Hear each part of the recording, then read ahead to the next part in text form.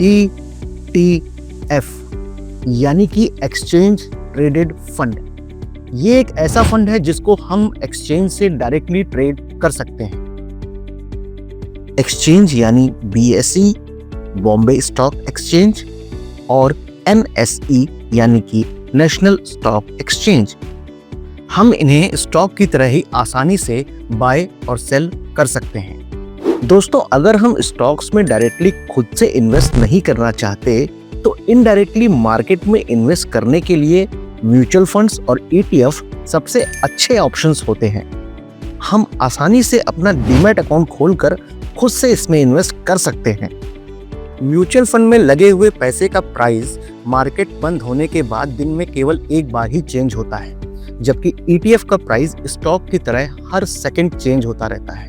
ETF में investment करने के लिए हमें कोई मैनेजमेंट फीस नहीं देनी पड़ती है, जबकि म्यूचुअल फंड्स में देनी पड़ती है। क्योंकि हम ETF को ठीक एक शेयर की तरह बाय और सेल करते हैं, हमें उस पर शेयर की तरह ही बाय और सेल करने के लिए ब्रोकरेज और टैक्सेस देने पड़ते हैं। ETF के कई टाइप्स होते हैं, जैसे stock ETF, bond ETF, index ETF, gold ETF, silver ETF, commodity ETF, real estate ETF और भी कई तरीके के।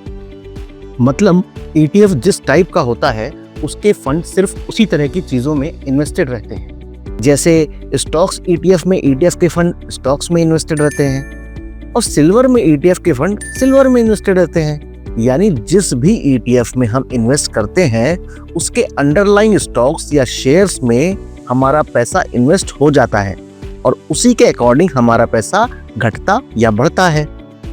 म्यूचुअल फंड्स के कंपैरिजन में ETF के एक्सपेंस रेशियो बहुत कम है और ये बेटर ट्रेडिंग फ्लेक्सिबिलिटी भी प्रोवाइड करते हैं।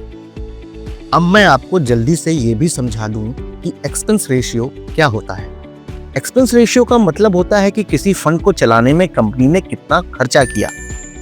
मतलब उस फंड को मैनेज करने में जो एक्सपेंस आया उसी को टोटल एक्सपेंस रेशियो बोलते हैं।